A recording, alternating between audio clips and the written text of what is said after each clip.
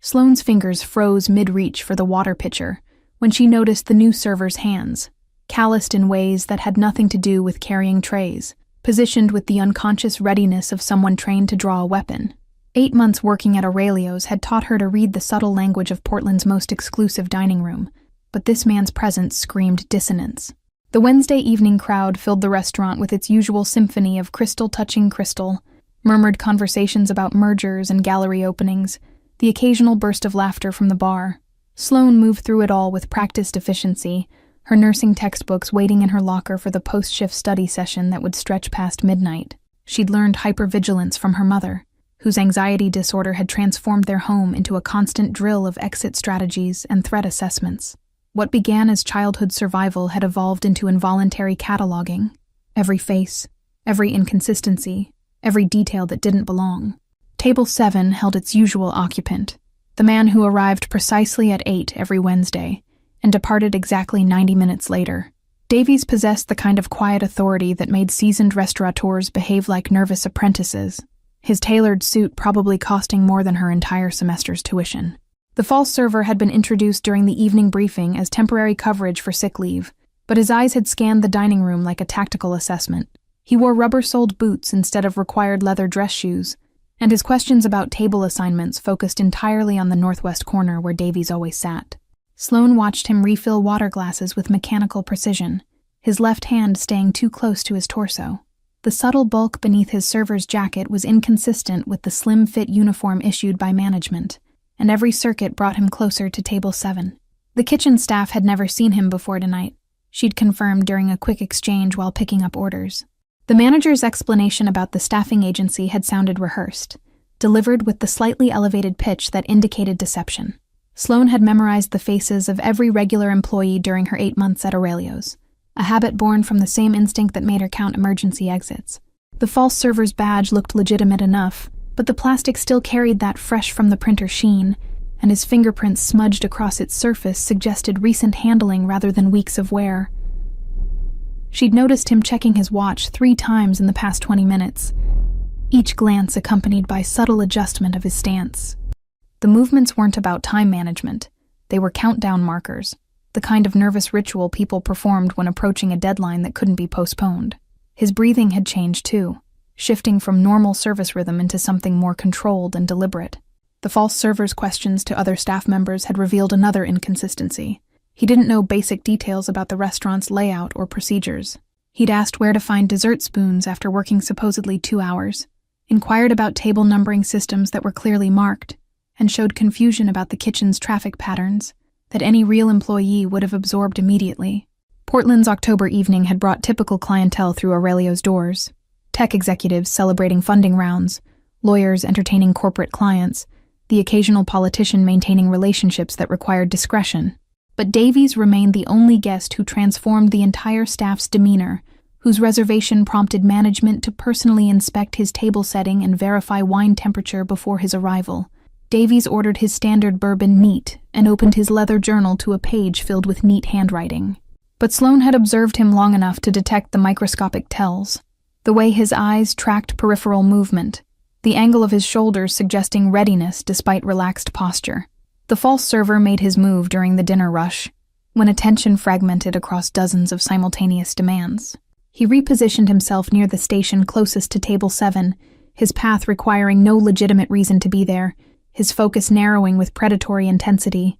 Sloane's heart hammered against her ribs as she grabbed a cloth napkin from the service stand.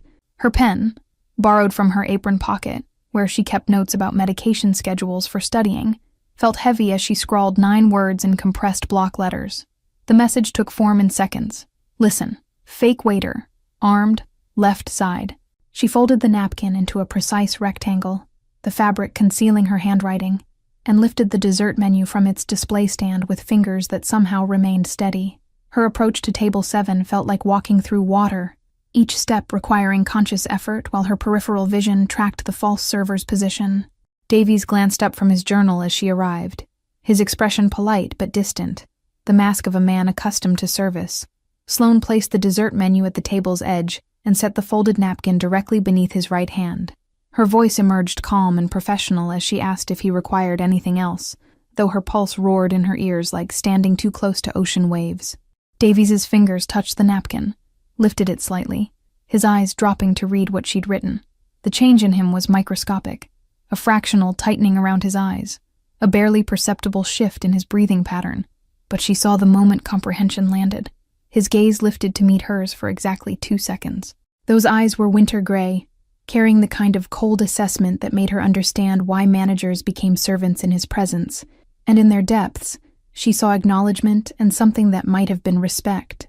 He stood with fluid grace, folding the napkin and tucking it into his jacket pocket as if it were simply another business document. His movement toward the kitchen was unhurried, conversational even, as he caught the manager's attention with a subtle gesture that required immediate compliance. The manager's face drained of color as Davies spoke quietly near the kitchen entrance. Within seconds, Davies had disappeared through the swinging doors that led to the prep area and service alley beyond, leaving behind only the faint scent of expensive cologne and the weight of what Sloane had just set in motion. The false server's head snapped toward table 7 the moment he registered Davies's absence. His professional mask fractured, revealing something feral underneath as his hand moved toward his jacket's interior with purpose that no longer pretended hospitality. Sloane forced herself to continue her route through adjacent tables, collecting empty plates and refilling wine glasses as if the world hadn't just tilted. Her hands moved through familiar motions while her mind screamed warnings about what happened when you inserted yourself into situations that existed beyond civilian understanding. The kitchen doors burst open, and Davies emerged flanked by 2 men in chef's whites, who moved nothing like culinary staff. Their positioning was tactical, their attention fixed on the false server with professional intensity, and the entire dining room seemed to hold its breath without knowing why. The false server's calculation played across his face in rapid succession. Fight, flight, the mathematics of survival against impossible odds. He chose retreat, backing toward the main entrance with his hand still hovering near the concealed weapon, his eyes darting between Davies's companions and the nearest exit. But Davies had already moved to intercept the front approach, his phone pressed to his ear with the casual authority of someone whose calls were always answered. The false server pivoted toward the emergency exit near the restrooms, his professional disguise abandoned entirely as he shouldered past a startled couple. The emergency door's alarm should have shrieked when he hit the bar, but only silence followed his exit into the night. Someone had disabled the system, Sloane realized, either in preparation for escape or as part of a plan that had just collapsed into chaos. Davies followed through the same exit with predatory calm, the door closing behind him with a soft click that somehow felt more ominous than any alarm. The 2 men in chef's whites positioned themselves at the emergency door, their presence preventing curious staff or patrons from investigating further. The dining room continued its oblivious rhythm while violence unfolded just beyond the walls. Couples shared desserts, business associates sealed deals with handshakes, and the pianist in the corner maintained his gentle interpretation of jazz standards. The disconnect between the 2 realities made Sloane feel like she was watching the world through distorted glass, seeing the surface while knowing what lurked underneath. She caught fragments of whispered conversation between the hostess and a senior server, their speculation ranging from celebrity incidents to kitchen accidents. One theorized about health inspections, another suggested mechanical failures, but their theories circled around plausible explanations that avoided the truth their instincts probably recognized. Nobody wanted to acknowledge what they all suspected, that Aurelio's served more than just food. The false server's abandoned station remained untouched, his section's tables now being covered by other staff without comment or question. His personal items had been removed from the employee area with efficiency that suggested practice protocol, and within 15 minutes, it was as if he'd never existed. The erasure felt more disturbing than his presence had been. Sloane's hands moved through service routines while her mind raced with questions she couldn't ask and answers she didn't want confirmed.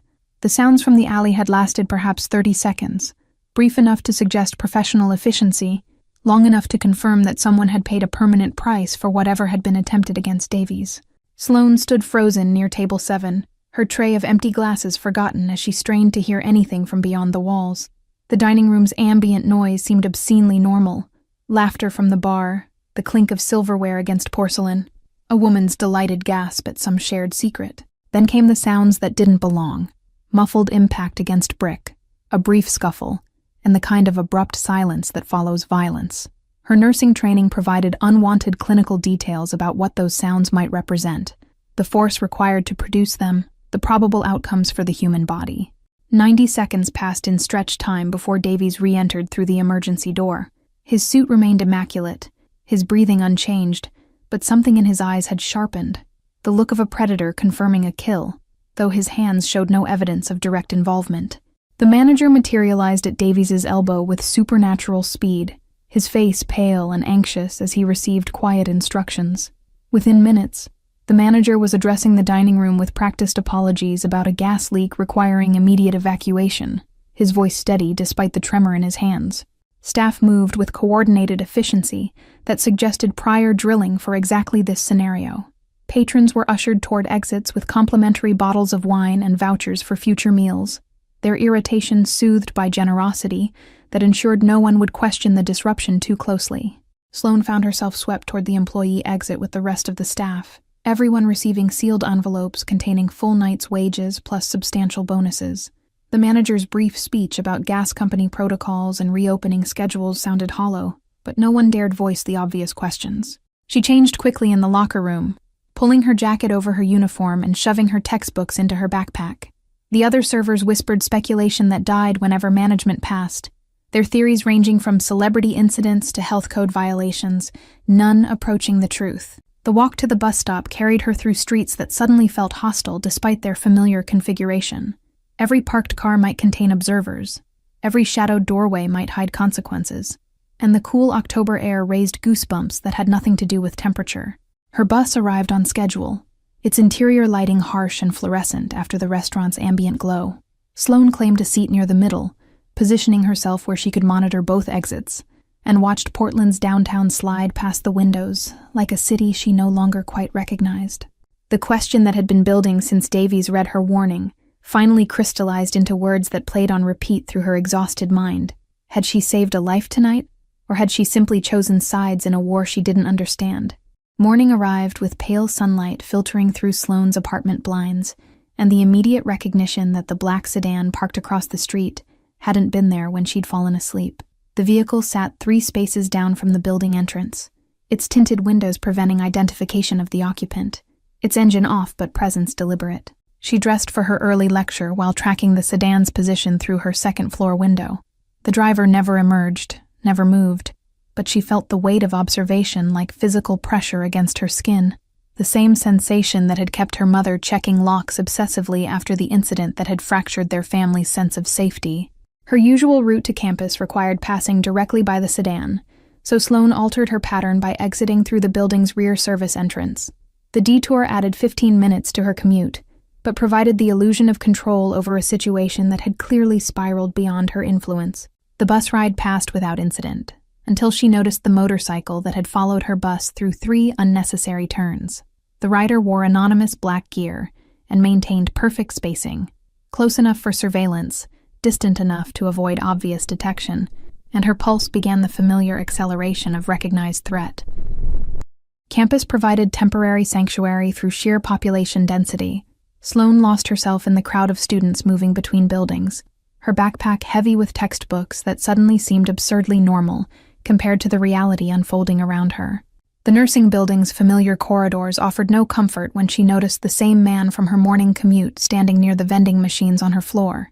He'd changed clothes, different jacket, different shoes, but faces were harder to disguise, especially to someone trained in observation. His presence here, in a building requiring student ID access, meant resources and planning beyond casual surveillance. Her study group met in the library's 3rd floor, but Sloane found herself unable to focus on pharmacology discussions while monitoring exits and cataloging faces.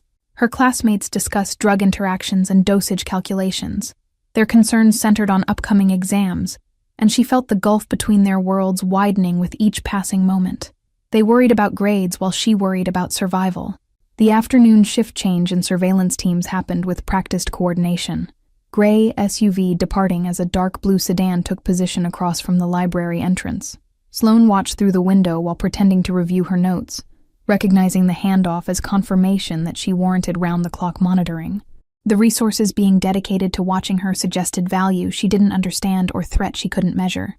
She tried calling the restaurant's main line during a break between classes, hoping for normal conversation with familiar coworkers, but the number went straight to a recorded message about temporary closure. The voicemail offered no timeline for reopening, no explanation beyond vague references to facility maintenance, and the disconnect felt like another thread severing her from the life she'd built before that Wednesday night. But the coffee shop where she usually studied between classes contained a man who didn't belong. Mid-30s, wearing business casual that was slightly wrong for Portland's tech casual culture, his attention on a laptop that never quite held his focus. He'd positioned himself with clear sightlines to the entrance, and when Sloane entered, his eyes tracked her with professional assessment. She ordered her usual latte and claimed a corner table, forcing herself to open her pharmacology textbook, while her mind catalogued everything wrong about the situation.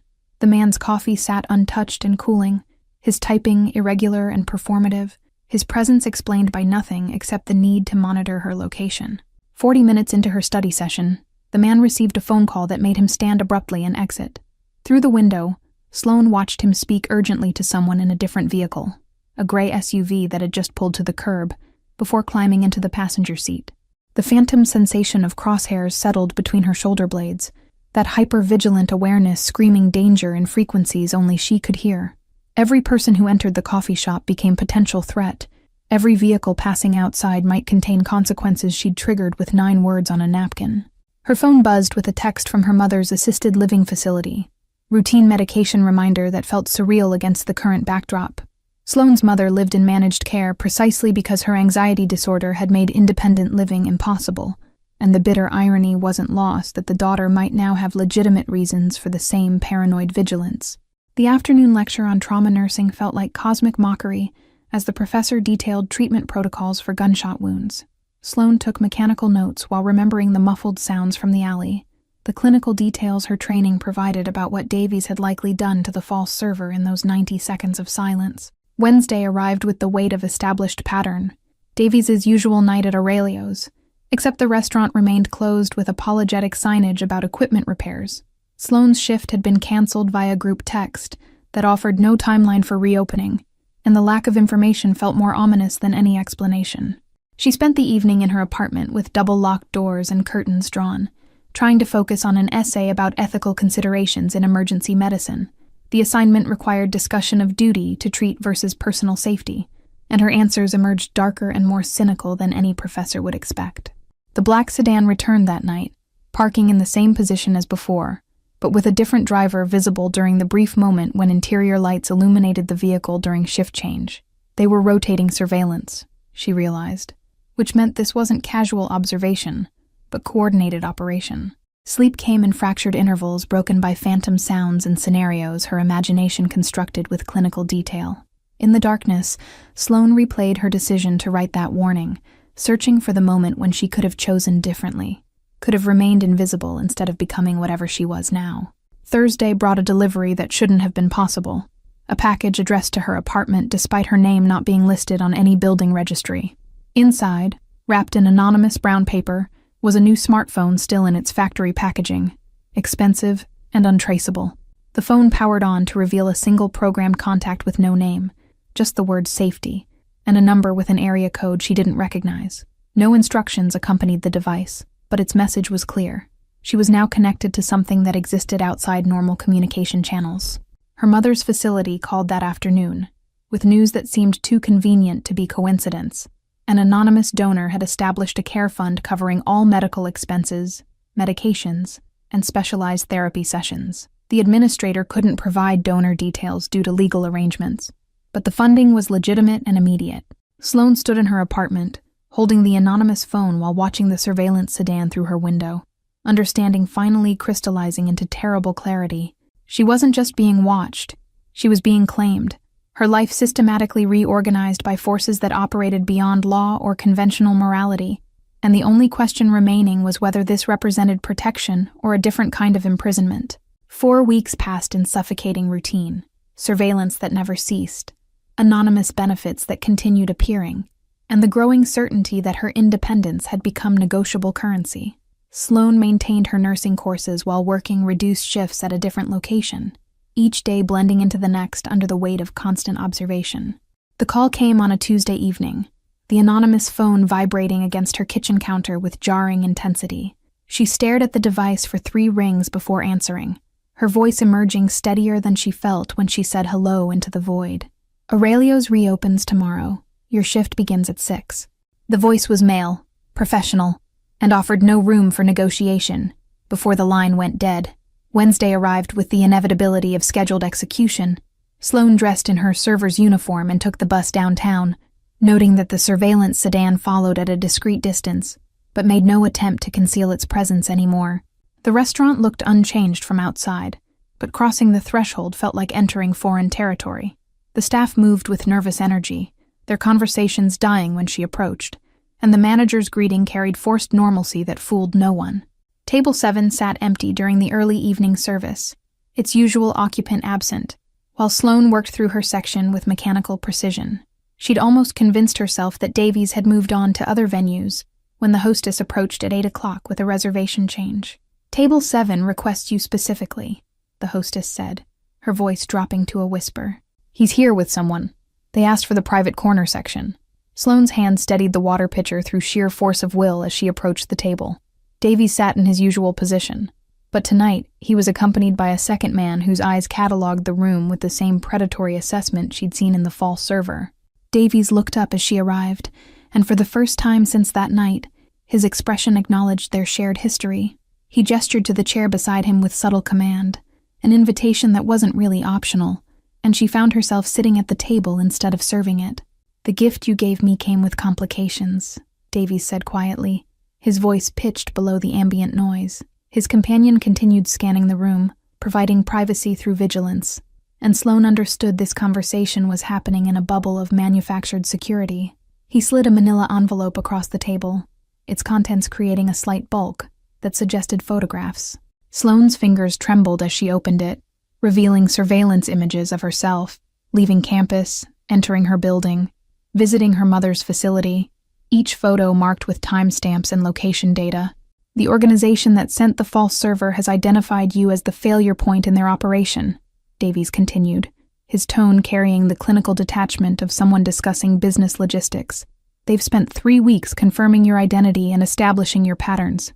The photographs continued in chronological sequence, showing angles of her apartment that should have been impossible to capture, images taken from positions that required planning and resources. The final photo showed her mother in the facility's garden, unaware that she'd been framed in a crosshair that existed beyond the camera lens. Davies produced a third envelope, this one containing pages of detailed surveillance reports written in clinical language that reduced her life to bullet points and timestamps. The documents chronicled her daily routines with disturbing accuracy, her morning coffee order, preferred study locations, the specific bench where she ate lunch between classes. Every pattern had been documented, every habit catalogued, creating a comprehensive map of vulnerabilities. "They've been watching for 3 weeks, Davies continued, his finger tracing the timeline documented in the reports. "Long enough to confirm you're not protected. Long enough to establish that taking you would be logistically simple. The only thing preventing action has been uncertainty about my response, whether I'd consider you worth the escalation."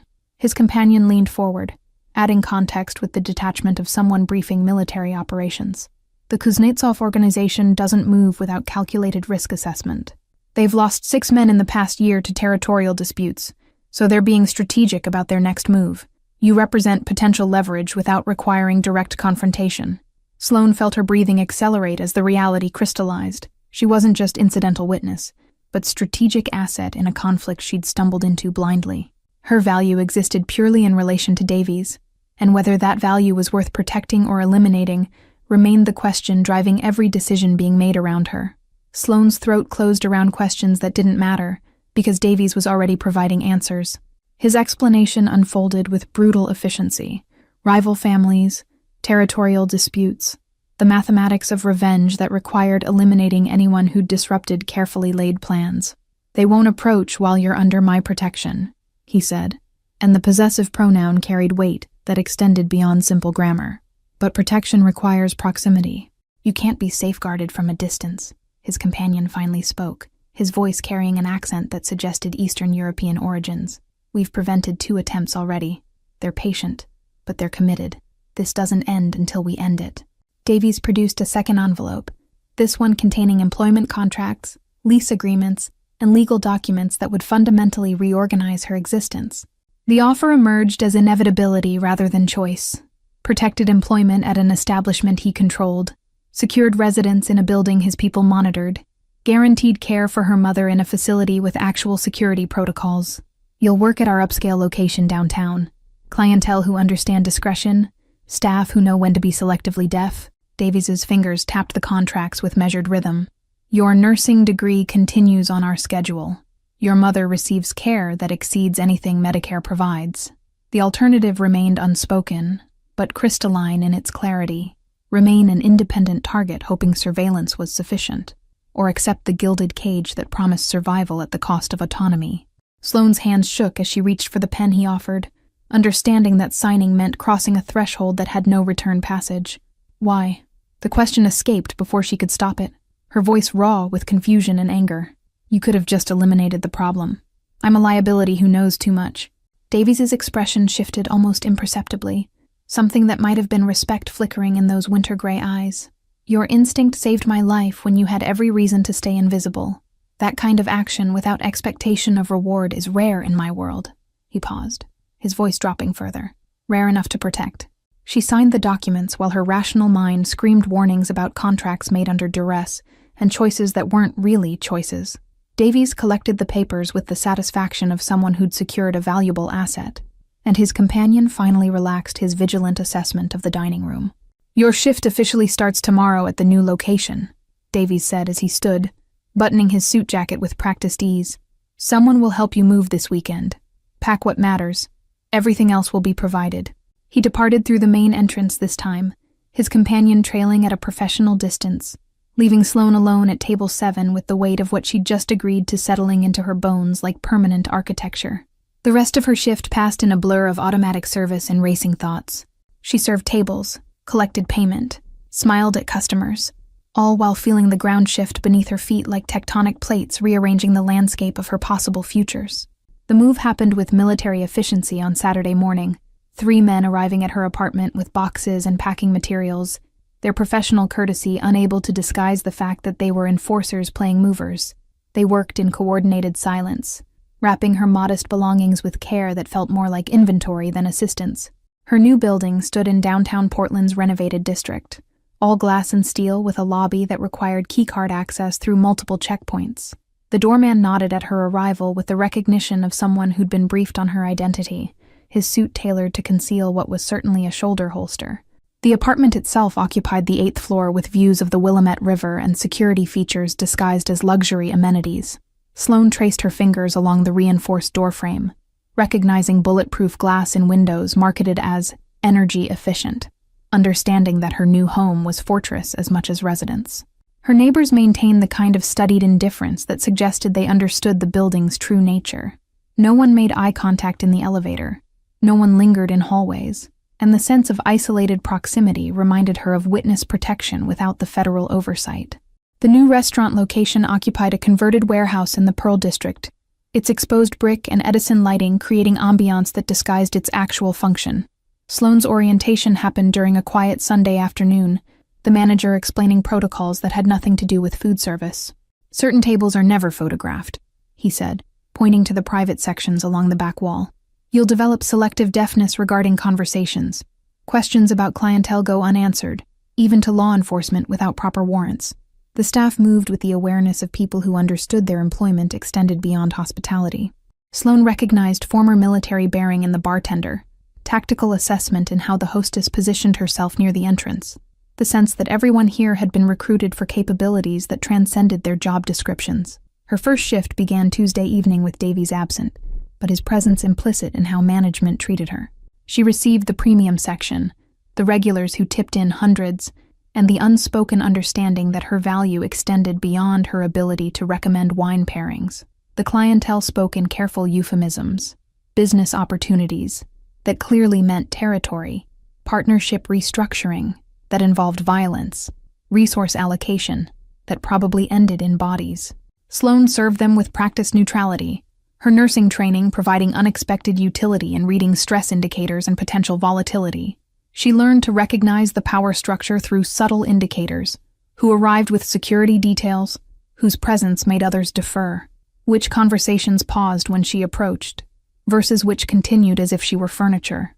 The hierarchy revealed itself in glances and body language, a shadow government operating inside legitimate business, Her mother's confusion about the improved circumstances required increasingly elaborate lies. Sloane invented a scholarship with specific geographic requirements, a housing stipend tied to medical research participation, explanations that strained credulity, but provided comfort against alternatives too frightening to acknowledge. Visits to the assisted living facility now included escort vehicles that maintained discreet distances. Her mother never noticed the protection detail, but Sloane felt their presence like atmospheric pressure, constant, invisible, and fundamentally altering the environment around her. The anonymous phone remained her only direct connection to Davies's organization, receiving occasional texts with schedule changes or security updates. The messages arrived without sender identification, their tone professional and impersonal, treating her as asset rather than person. 3 weeks into her new routine, Davies appeared for a late dinner service. He occupied a corner table with 3 associates, their conversation intense enough to require her careful approach, and she felt his attention track her movement even while he spoke with the others. When she delivered their entrees, his hand briefly steadied her elbow as an associate's joke crossed professional boundaries. The touch lasted perhaps 2 seconds, but the message was clear. She existed under explicit protection, and violations would be addressed. The associate's immediate apology came with genuine fear, his eyes darting to Davies for confirmation of forgiveness. Sloane completed her service and retreated, understanding that she'd just witnessed the invisible boundaries that governed her new existence. The drive home that night happened in Davies's vehicle instead of her usual rideshare. No explanation was offered, just the rear door opening as she exited the restaurant and his driver's professional nod toward the interior. Davies sat in silence beside her as downtown Portland slid past bulletproof windows, the vehicle's interior carrying the scent of leather and expensive cologne. The quiet felt comfortable rather than tense, and Sloane found herself cataloging details, his precise posture, the way his fingers drummed against his knee in rhythm she couldn't identify, the fact that he seemed as contained by this situation as she was. "You're wasted in nursing," he said finally as they approached her building. "You think like us. Pattern recognition, threat assessment, the ability to act when others freeze." His voice carried something that might have been regret. "That's worth more than any medical degree." The federal agents arrived on a Thursday evening disguised as corporate clients celebrating a merger, their suits slightly wrong for Portland's culture, and their questions too strategic to be casual conversation. Sloane served their table with the same neutrality she'd cultivated for everyone else, but their attention lingered on her with the weight of investigative interest. "How long have you worked here?" the older agent asked, his smile friendly but his eyes cataloging her reactions. "Seems like a nice place. Ownership local?" She provided responses carefully calibrated to reveal nothing while confirming nothing. Generic answers about management structure and hiring processes that could have described any restaurant. Her training in hypervigilance now served criminal enterprise, and the irony tasted bitter as she refilled their water glasses. The younger agent tried a different approach, commenting on the interesting clientele and the notable lack of online presence for such an upscale establishment. Sloane deflected with remarks about privacy-focused marketing and Portland's preference for word-of-mouth reputation, her performance polished enough to seem genuine. Davies appeared near the end of their meal, coincidentally passing their table to greet another guest. The agent's attention sharpened instantly, professional recognition sparking between law enforcement and its target.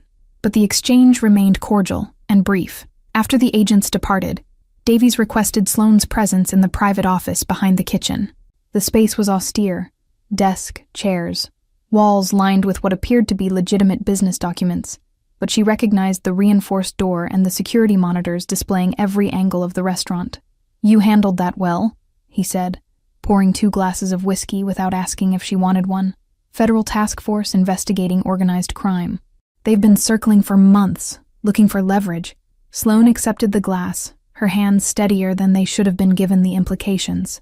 "They'll be back." That wasn't reconnaissance. That was establishing contact. Davies's expression shifted into something that might have been approval. His winter gray eyes studying her with the intensity she'd learned meant she'd surprised him. "You're right, which is why your value just increased substantially." He took a measured sip. People who can think clearly under pressure are rare assets.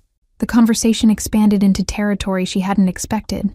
Discussions of the organization's structure, territorial boundaries with rival families, the economics of criminal enterprise delivered with the clinical detachment of business analysis.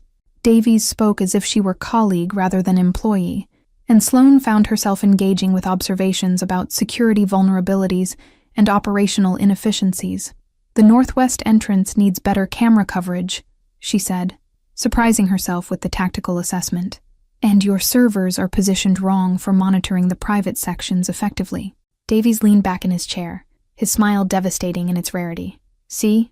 Wasted in nursing." The weeks that followed saw her role expanding beyond traditional service. Davies included her in the card games hosted in private rooms, ostensibly as hostess but actually as additional observer. She served drinks while monitoring body language and tension levels, learning to read the subtle indicators that preceded violence or betrayal. The guests ranged from legitimate businessmen making illegitimate deals to criminals maintaining the veneer of respectability. Sloane moved among them with practiced invisibility, her presence registered but dismissed, and she collected information simply by existing in spaces where secrets were currency. One evening during a particularly tense negotiation over territory in southeast Portland, an associate's attention became inappropriate. His hand lingered too long when she delivered his bourbon, his comments crossing professional boundaries into predatory suggestion. Davies's response was surgical in its precision, a quiet word that made the man's face drain of color, followed by immediate departure despite the negotiation being unfinished. The remaining guests continued as if nothing had happened, but the message was clear enough that even Sloane felt its implications. Later, as she collected empty glasses from the now vacant room, Davies spoke from the doorway. "No one touches what's mine." The possessive statement should have triggered her resistance, but instead it settled into her awareness as complicated truth. She existed in his protection, under his authority, claimed by circumstances that had started with 9 words on a napkin. The drive home that night happened in his vehicle again, the pattern becoming established routine. Davies sat beside her in the back seat, close enough that she could feel the heat radiating from his body, distant enough to maintain the professional boundaries that governed their impossible relationship. "You should know that your involvement has consequences," he said as they approached her building. "The federal attention isn't coincidental. They believe your leverage, someone I care about protecting." Sloane turned to face him in the vehicle's dim interior, finding his expression unreadable in the passing streetlights. "Do you?" His answer came after a pause measured in heartbeats. "More than strategy suggests I should." His fingers brushed hers briefly on the seat between them, the touch electric and over too quickly. "Which makes you both asset and liability." She exited the vehicle with that admission burning through her awareness, understanding finally that the protection wasn't purely transactional. Something had shifted between saving his life and this moment, a connection forged through violence and necessity that neither of them seemed able to categorize. Her apartment felt emptier than usual that night, the luxury amenities unable to compensate for the isolation that came with existing in Davies's orbit. Sloane stood at her window watching the city lights, and wondering when she'd stopped being prisoner and started being willing participant. The call came at 2 a.m, the anonymous phone's vibration pulling Sloane from restless sleep into immediate alertness. Her mother's assisted living facility identified itself through the caller ID before she even answered, and ice flooded her veins with the certainty that protection had failed. "Your mother is safe," the night supervisor said quickly, anticipating panic. "But we had an incident. Someone attempted unauthorized access to her wing. Security protocols prevented entry, but we've contacted the police and thought you should know immediately."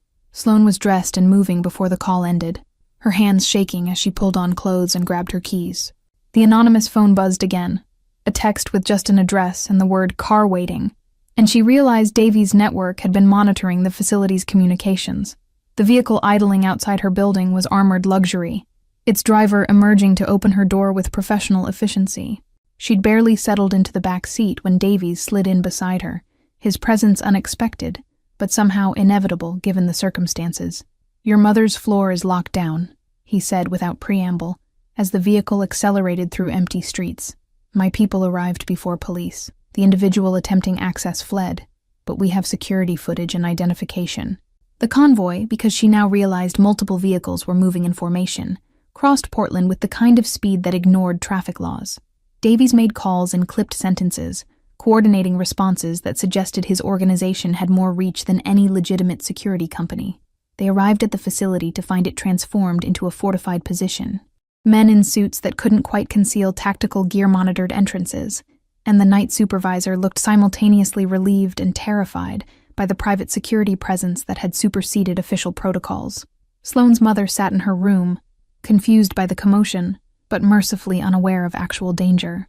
She brightened when her daughter arrived, asking questions about the early visit that Sloane deflected with invented stories about schedule changes and surprise inspections.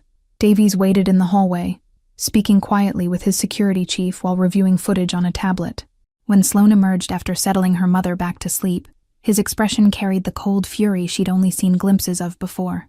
"Mikhail Sokolov," he said, turning the tablet to show her a frozen frame of a man in maintenance coveralls. "Bratva Enforcer. The rival organization contracted outside their usual network, which means they're escalating beyond local resources."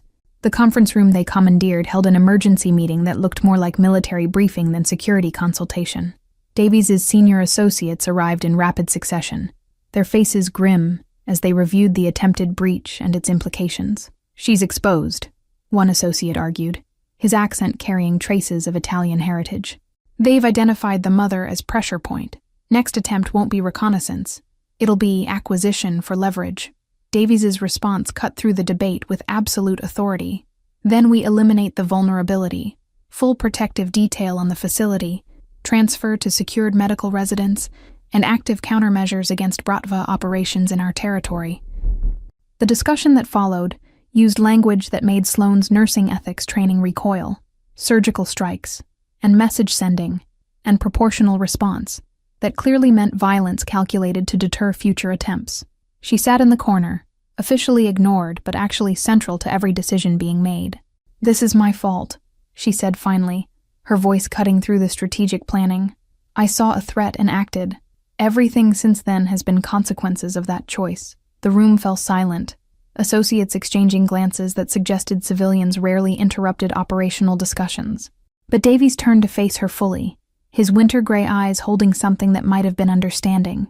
"You saved my life when logic said to stay invisible," he said quietly. "That action has value beyond tactical considerations. What's happening now isn't your fault. It's the cost of operating in a world where every move generates counter-moves." His associate with the Italian accent spoke again, his tone gentler than before. "In our world, Miss Sloane, debts are paid in protection or blood. You're owed the former, which means we provide it regardless of complications." The meeting continued past dawn, strategies forming that would fundamentally alter her mother's living situation and Sloane's remaining illusions about returning to normal life. Davies coordinated transfers to a private medical residence that his organization controlled, staffed by nurses who understood that patient care sometimes required tactical awareness. When the associates finally departed with their assignments, Davies remained in the conference room with Sloane, as pale morning light filtered through the blinds. Exhaustion lined both their faces, but his attention stayed sharp as he studied her with the intensity she'd learned meant important conversations approaching. "You need to understand what you've become to this organization," he said, his voice carrying weight beyond the words. "You're not just protected employee or grateful obligation. Your ability to see threats, to act without hesitation, that makes you valuable in ways that extend beyond your original intention." Sloane felt anger finally surfacing through the fear and exhaustion. "I didn't ask to become asset in your war. I just wanted to prevent violence in a restaurant where I was trying to earn tuition money." "I know," Davies said, and something in his expression cracked the professional mask he typically maintained. "Which is exactly why I can't let you go. People who act from conscience instead of calculation are rare enough in legitimate society. In my world, they're practically extinct." His admission hung between them in the quiet room, acknowledgement of the cage he'd constructed around her, even as he claimed to be providing protection. Sloane understood finally that there was no exit from this situation, no return to the life she'd been building before 9 words on a napkin had changed everything. "I hate that the only way to keep you breathing is to lock you in my world," Davies continued, his voice rougher than she'd heard before. "But I hate the alternative more." The plan formed over the following week, with the kind of meticulous detail that suggested Davies' organization had orchestrated similar operations before. Sloane's upcoming nursing school graduation ceremony would serve as controlled exposure, bait that drew rivals into an environment where every variable could be managed and every attendee could be screened. Her initial resistance to using her graduation as tactical opportunity met Davies' immovable insistence that hiding indefinitely wasn't sustainable strategy. "They'll keep probing until they find an opening," he explained during a late-night planning session. "Better to control the circumstances than wait for them to choose the battleground." The university's event coordinator received an anonymous donation that covered security upgrades for the ceremony. Metal detectors framed as standard protocol, additional campus police presented as celebration of graduating class size. No one questioned the enhanced measures, and Sloane watched her academic achievement transform into military operation. Her mother's attendance required its own logistical nightmare, medical transport staffed by Davies's people, seating positioned for optimal security sightlines, and contingency plans for rapid extraction if the situation deteriorated. The level of coordination made Sloane's chest tight with the weight of what her life had become. Davies insisted on attending personally despite his security chief's protests about unnecessary exposure. "She's graduating with honors while managing circumstances that would destroy most people," he said during a briefing Sloane wasn't supposed to overhear. "I'm going to be there." The ceremony day arrived with June sunshine, and the kind of nervous energy that preceded both celebrations and combat operations. Sloane dressed in her graduation gown, while her apartment filled with the subtle presence of security personnel conducting final sweeps and communication checks. The ride to campus happened in Davies's armored vehicle, his presence in formal suit that somehow made him look more dangerous rather than less. He sat beside her reviewing security updates on his phone, but his free hand found hers on the seat between them, fingers interlacing with gentle pressure. "Whatever happens today," he said quietly as they approached the university, "you earned this degree through work that had nothing to do with my world. Remember that." The ceremony space held hundreds of attendees, proud families, restless graduates, faculty in academic regalia, and Sloane's trained observation now cataloged them all as potential threats. Her hypervigilance, once a burden inherited from her mother's trauma, had become operational necessity. Davies positioned himself in the middle section with clear sightlines to the stage and main exits. His people scattered throughout the venue in formations that looked random, but provided comprehensive coverage, and Sloane felt the invisible net of protection surrounding her, even as she lined up with fellow graduates. The recognition came during the processional as graduates filed toward their seats. A face in the crowd matched surveillance photos she'd been shown during security briefings: angular features, pale eyes, the particular stillness of someone waiting for optimal moment to act. Sloane's hand moved to adjust her honor cord, a gesture that looked like nervous fidgeting, but signaled Davies's security detail about threat location. She saw the ripple of response, people shifting positions, hands moving toward concealed weapons, the net tightening around the identified target. 2 more faces emerged from the crowd as she took her seat, their positioning creating triangulated coverage of the stage area. The Bratva had sent a team, and Sloane realized with cold clarity that she was watching an assassination attempt unfold in real time among families celebrating their children's achievements. The ceremony proceeded with surreal normalcy. Welcome speeches, faculty addresses, the slow progression through hundreds of names. Sloane's heart hammered as her row stood to approach the stage, her peripheral vision tracking Davies's subtle hand signals to his distributed team. Her name was called, and she walked across the stage to receive her diploma, while armed operatives from rival criminal organizations positioned themselves for violence in a crowd of civilians. The disconnect between achievement and danger made her vision narrow, but she forced herself to smile for the photographer and shake the dean's hand. Davies's team moved during her walk back to her seat, their actions invisible to most attendees but clear to anyone trained to recognize coordinated tactical response.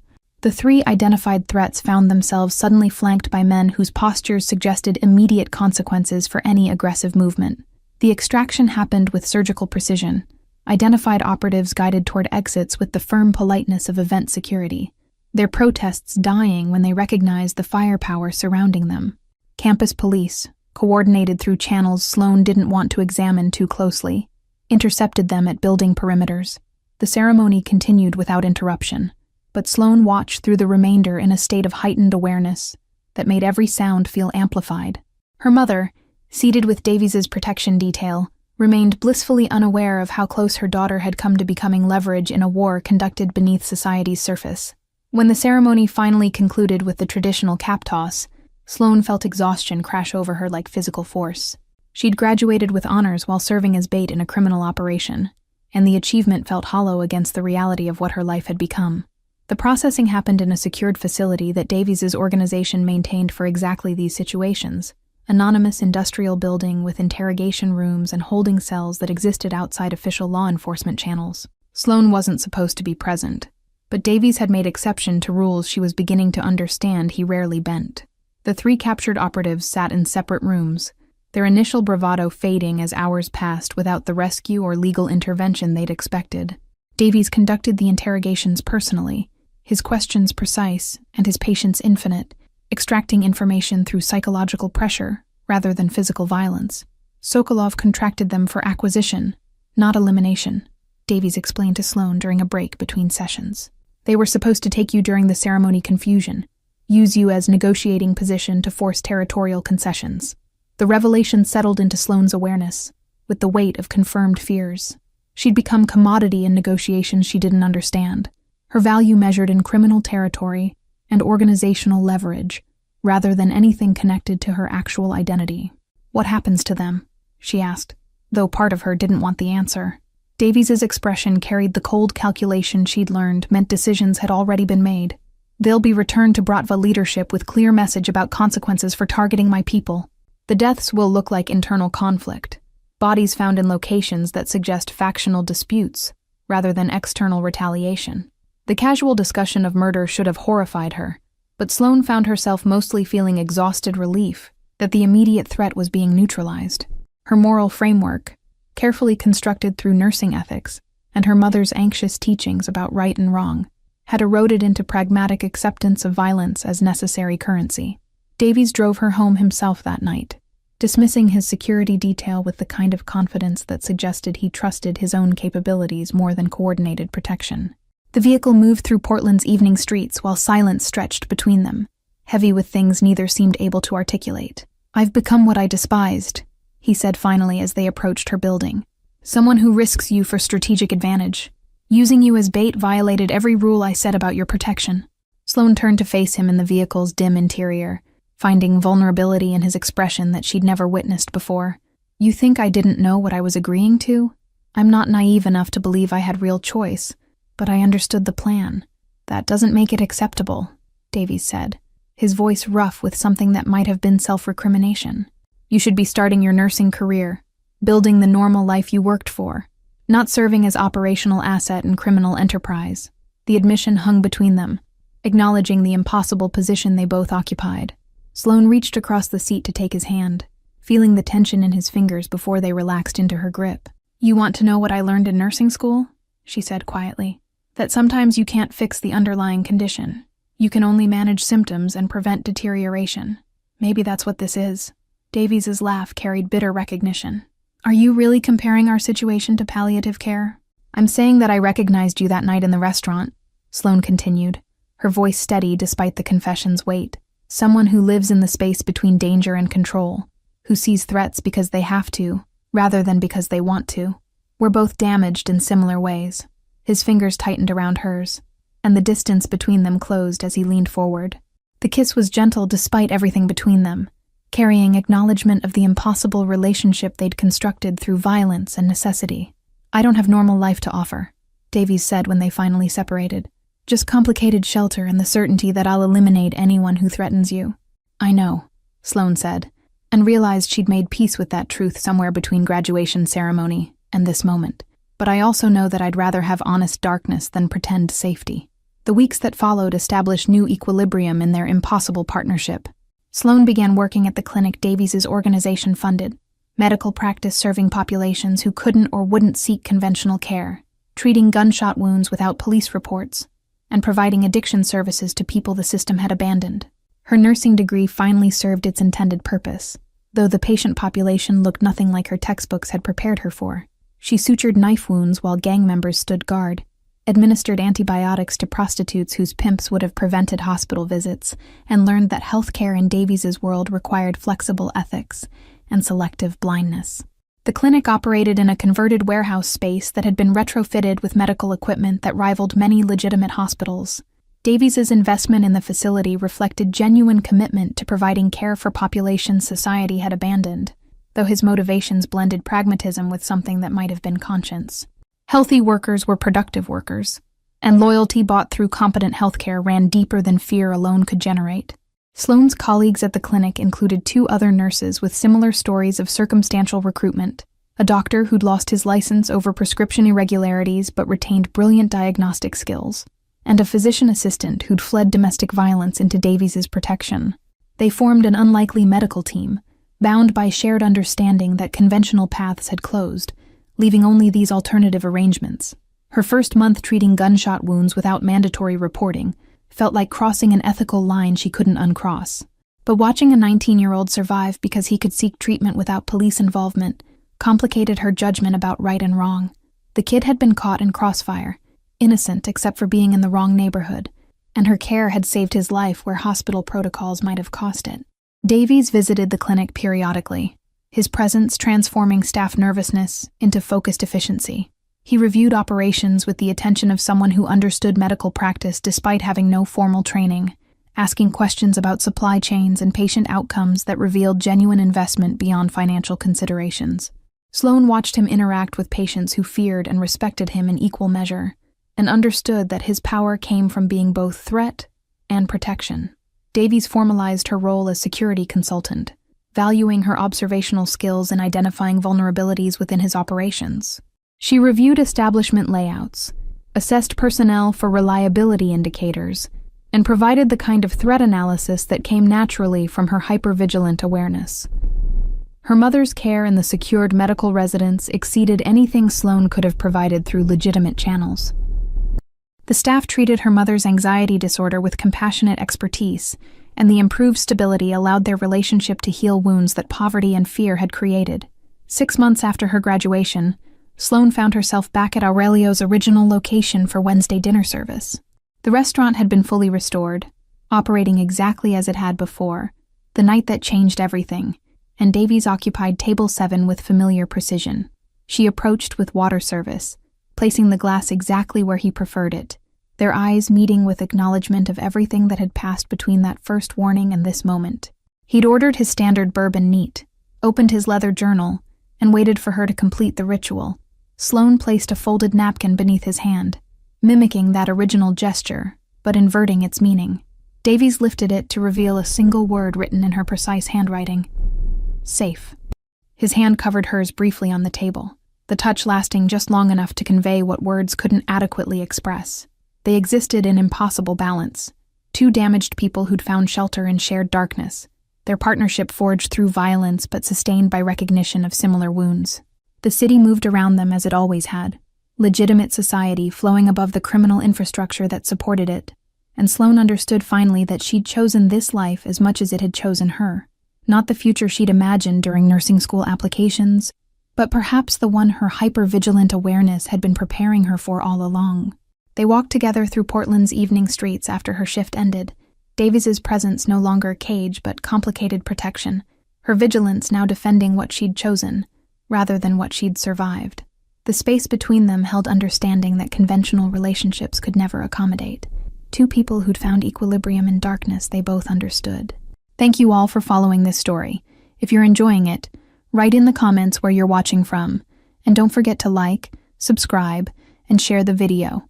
Your support means everything and helps me continue bringing you these stories. Until next time, stay safe out there.